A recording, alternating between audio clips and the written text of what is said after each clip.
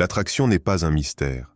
C'est une stratégie bienvenue sur Aletheia, là où les illusions tombent et où la vérité nue de l'esprit humain est mise à jour sans filtre. Ici, on ne vous vend pas des rêves. On vous donne les outils pour les construire. Et aujourd'hui, nous allons briser l'un des plus grands malentendus de notre époque. L'attraction n'a rien à voir avec la chance, le physique ou les belles paroles. Elle est le fruit d'une pensée dirigée, froide, précise. Une science du pouvoir, déguisée depuis toujours en romantisme. Sur Aletheia, nous vous révélons ce que la plupart préfèrent ignorer. Les femmes ne tombent pas amoureuses de l'homme bon. Elles sont attirées par l'homme stratégique, celui qui comprend les dynamiques invisibles du désir, celui qui ne cherche pas à plaire, mais à marquer, celui qui contrôle l'image, contrôle la perception, et celui qui contrôle la perception détient le pouvoir. Dans cette vidéo, vous découvrirez 5 règles machiavéliques pour devenir cet homme rare, magnétique, inévitable. Non pas en trichant avec la réalité, mais en la modelant à votre avantage. Préparez-vous à voir ce que vous ne pouviez jusqu'ici que ressentir, l'attraction comme un levier de domination mentale. Chaque mot prononcé ici est une clé, une incantation de lucidité, une arme silencieuse. Êtes-vous prêt à changer votre trajectoire? Si oui, l'initiation commence maintenant. Première règle, cultivez la maîtrise de soi. Celui qui ne se maîtrise pas ne peut espérer maîtriser les autres. Imaginez que vous vous trouvez face à une tempête. Le vent souffle fort, les vagues frappent de tous côtés et l'horizon est plongé dans un tourbillon de confusion. Que faites-vous?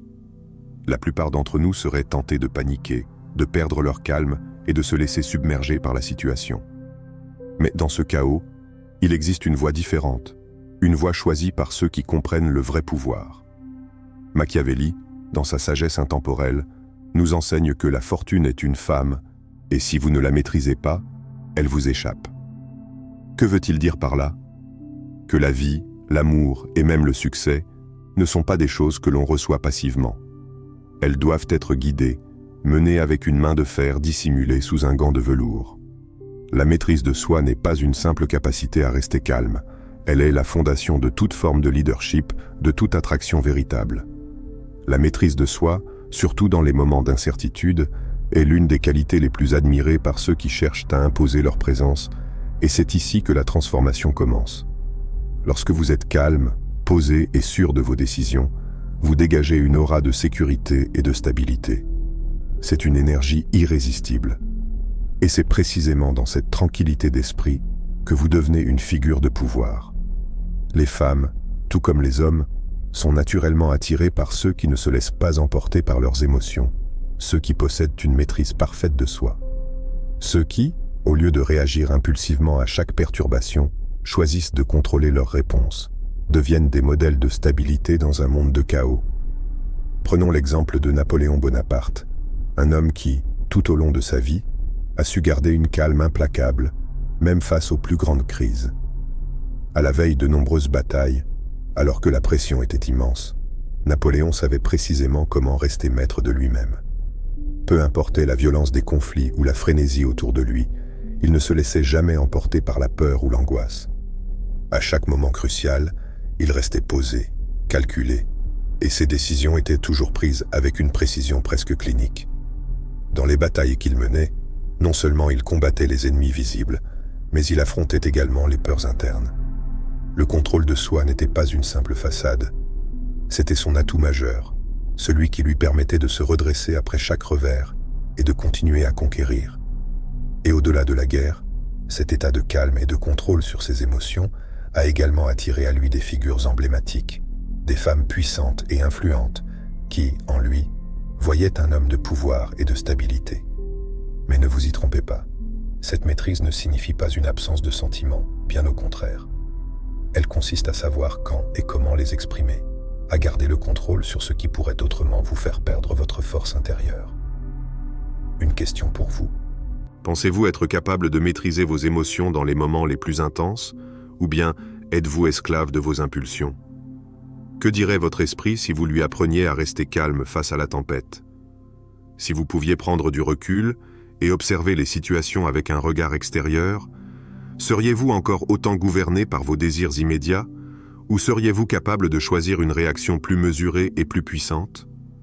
Dans quelle mesure votre maîtrise de vous-même devient-elle votre véritable force dans ce monde en constante agitation?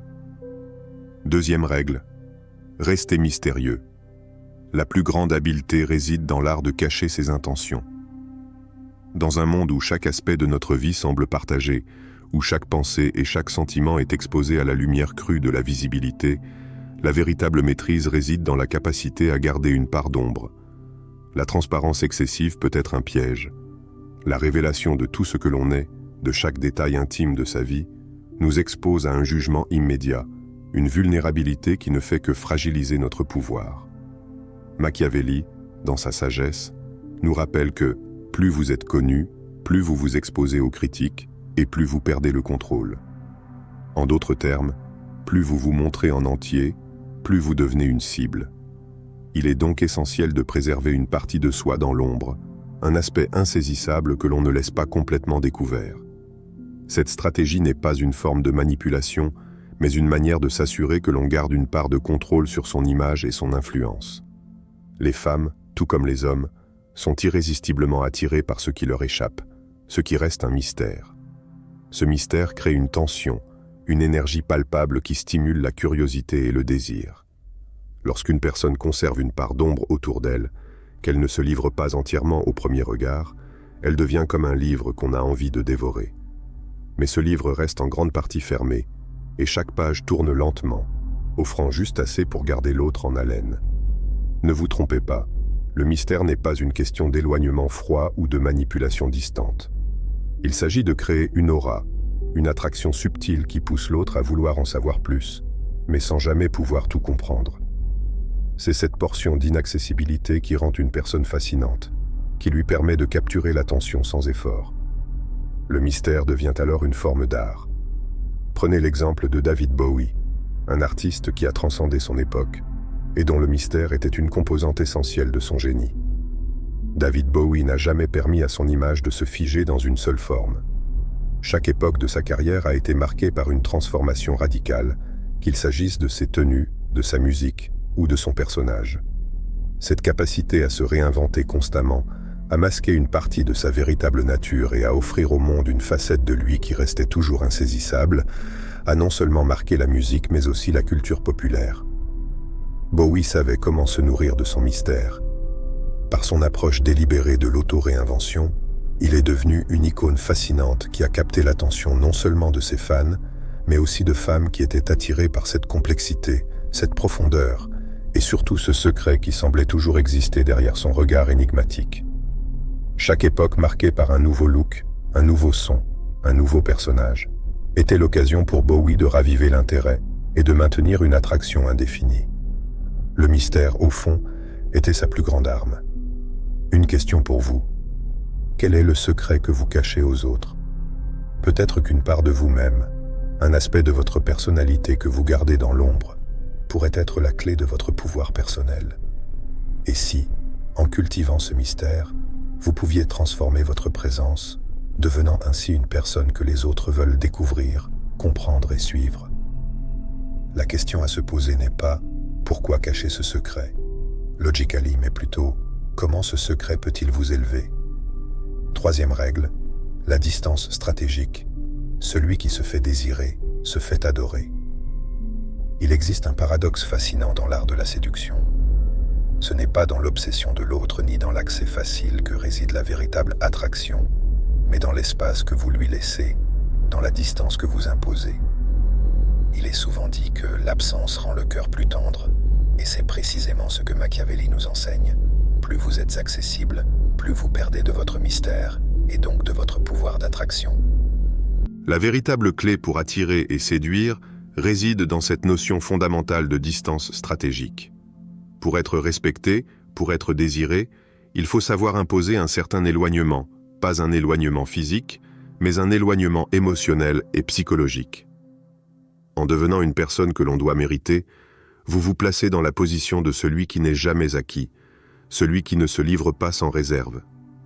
Cela crée non seulement un désir chez l'autre, mais un désir d'autant plus profond, un désir qui se transforme en besoin. Les gens, les femmes comme les hommes, sont irrésistiblement attirés par ce qui leur échappe, par ce qui semble difficile à atteindre. Plus vous vous donnez facilement, plus vous devenez banal. Ce qui est facile à obtenir est souvent négligé. Par contre, ce qui est rare, ce qui doit être conquis, devient l'objet d'un désir brûlant. C'est ici que la distance prend tout son sens. En imposant cette distance, vous ne faites pas que créer un vide, vous créez aussi un espace dans lequel l'autre peut projeter ses désirs, ses fantasmes, ses pensées. Cet espace de désir est exactement ce qui fait de vous une figure de pouvoir et d'attraction. La distance, en effet, est la clé pour cultiver cette attraction profonde. Prenez l'exemple de Casanova, ce maître dans l'art de la séduction et du jeu des désirs. Casanova n'a jamais été pressé d'aimer ou de séduire. Il savait que, pour susciter une attraction durable, il fallait d'abord cultiver l'attente. Ce qui attirait tant les femmes chez lui, ce n'était pas tant ses paroles ou ses actes, mais la manière dont il créait un espace d'incertitude et de désir. Quand Casanova faisait une apparition, il n'était pas une présence constante. Il était rare, presque une apparition fugace, comme une étoile filante qui traverse le ciel, brillante, éphémère et inoubliable. Sa séduction n'était pas fondée sur la persévérance constante, mais sur l'art de se faire désirer par intermittence.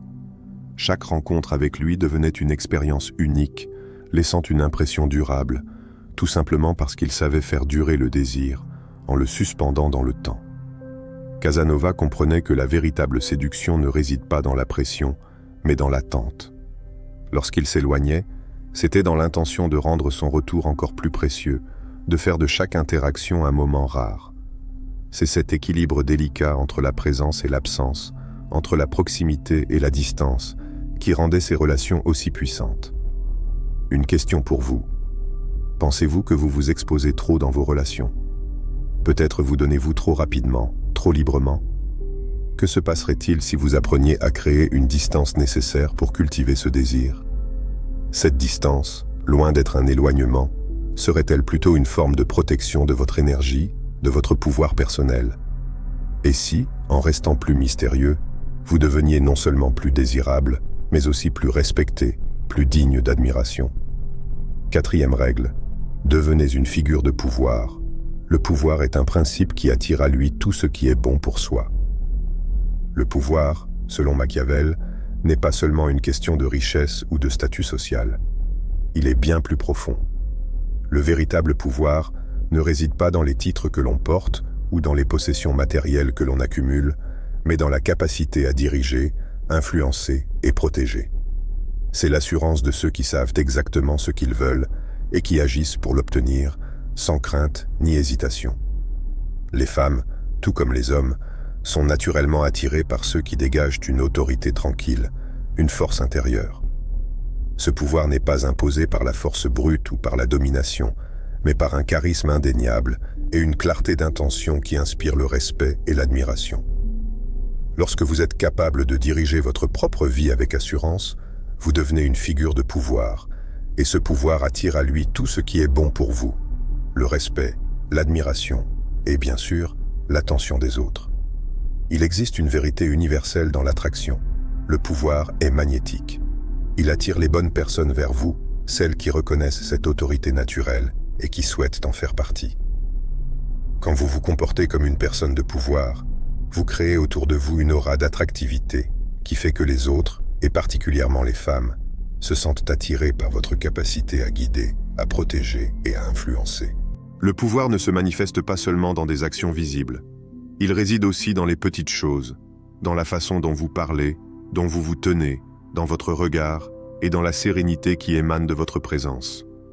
Être une figure de pouvoir, c'est ne jamais se laisser ébranler par les circonstances extérieures, mais agir en harmonie avec sa vision et ses principes. C'est être un pilier autour duquel les autres se regroupent, cherchant sécurité et direction.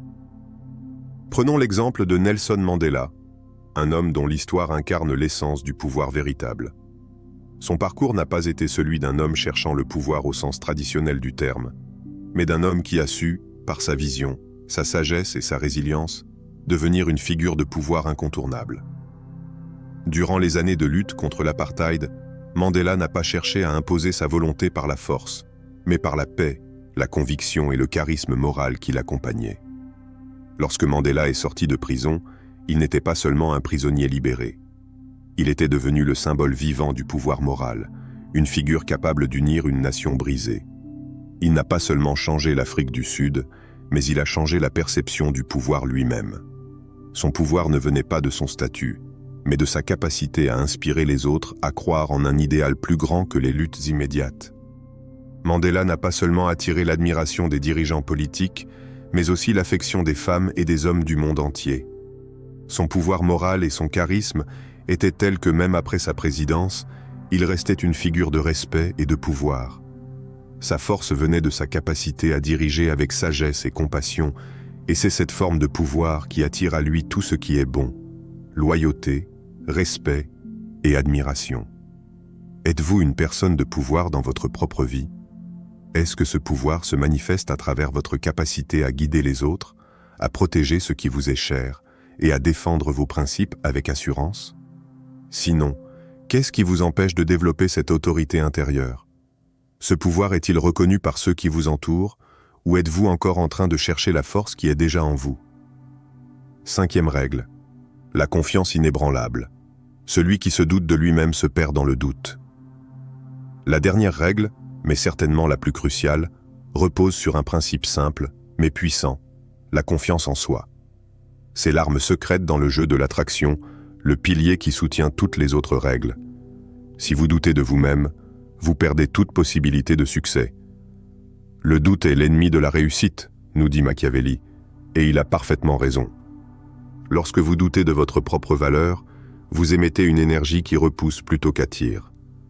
La confiance en soi ne se limite pas à une façade extérieure de certitude, mais à une conviction profonde, enracinée dans votre âme, que vous êtes digne de tout ce que vous désirez.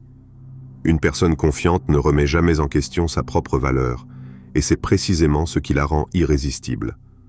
Elle dégage une aura de pouvoir, un magnétisme qui attire naturellement les autres, car les gens sont instinctivement attirés par ceux qui se connaissent eux-mêmes et qui savent exactement ce qu'ils veulent. Les femmes, tout comme les hommes, sont attirés par cette certitude, par cette conviction tranquille que rien ne pourra vous arrêter. Les personnes confiantes ne cherchent pas à prouver leur valeur, elles la démontrent par leur présence, leur assurance et leur capacité à agir sans hésitation. La confiance en soi est l'étincelle qui met le feu à votre potentiel. Quand vous croyez en vous, vous libérez des forces qui vous poussent à accomplir des choses qui paraissent inimaginables pour ceux qui hésitent. C'est cette absence de doute, cette foi inébranlable en soi-même, qui vous permettra non seulement de vous démarquer des autres, mais aussi de réussir dans tous les domaines de votre vie. Si vous avez confiance en vous, les autres n'ont d'autre choix que de vous reconnaître et de vous admirer. La confiance est contagieuse, elle inspire, elle motive, et elle vous permet de gravir des montagnes. Prenez l'exemple de Muhammad Ali, le boxeur légendaire, dont la confiance en lui-même était aussi imposante que ses poings. Avant même qu'il ne devienne le champion qu'il était destiné à être, Ali déclarait « Je suis le plus grand, je l'ai toujours su, même quand je n'étais encore personne. » Cette déclaration n'était pas le fruit de l'arrogance, mais d'une conviction absolue en sa propre grandeur. Ce qui le rendait unique n'était pas seulement sa technique sur le ring, mais sa certitude inébranlable qu'il était né pour être le meilleur. Cette confiance irrésistible, mêlée à son brio et à sa personnalité magnétique, a fait de Muhammad Ali non seulement un champion, mais une icône universelle. Ali savait que sa réussite ne dépendait pas des circonstances extérieures, mais de sa propre foi en lui-même. Cette confiance le propulsait au-delà des défis, des échecs et même des critiques. Chaque victoire qu'il remportait n'était pas seulement une victoire physique, mais aussi une victoire sur le doute, sur la peur et sur l'incertitude. Avez-vous pleinement confiance en votre propre potentiel? Si ce n'est pas le cas, qu'est-ce qui vous empêche de croire en vous? Est-ce la peur de l'échec, le regard des autres, ou des voix intérieures qui vous disent que vous n'êtes pas assez bien? Et si, au lieu de douter de vous-même, vous choisissiez de vous voir comme un champion, un être unique, capable de réaliser tout ce que vous désirez? Que se passerait-il si vous lâchiez prise, si vous arrêtiez de douter et si vous vous engagiez sur le chemin de la confiance inébranlable? Nous venons de découvrir ensemble 5 règles essentielles qui vous permettront de transformer votre approche de l'attraction et de la puissance personnelle. La maîtrise de soi, le mystère, la distance stratégique, le pouvoir et la confiance inébranlable sont des principes intemporels qui ne se contentent pas d'attirer les autres, mais qui vous transforment profondément. En appliquant ces règles, vous vous rapprochez de la meilleure version de vous-même, celle qui inspire respect, désir et admiration. Il est temps de passer à l'action, de mettre en pratique ce que vous avez appris et d'embrasser pleinement votre potentiel. Le changement commence par vous, et chaque pas que vous ferez vous rapprochera d'une version plus confiante, plus puissante et plus désirable de vous-même. Si ce contenu vous a inspiré et que vous souhaitez continuer à découvrir des clés pour maîtriser votre destin et devenir la meilleure version de vous-même, n'oubliez pas de vous abonner à Aletheia. Activez la cloche de notification pour ne rien manquer de nos prochains épisodes. Laissez un commentaire et partagez vos réflexions avec nous, car chaque idée partagée est un pas vers une transformation collective. Rejoignez-nous et ensemble, redéfinissons ce qui est possible.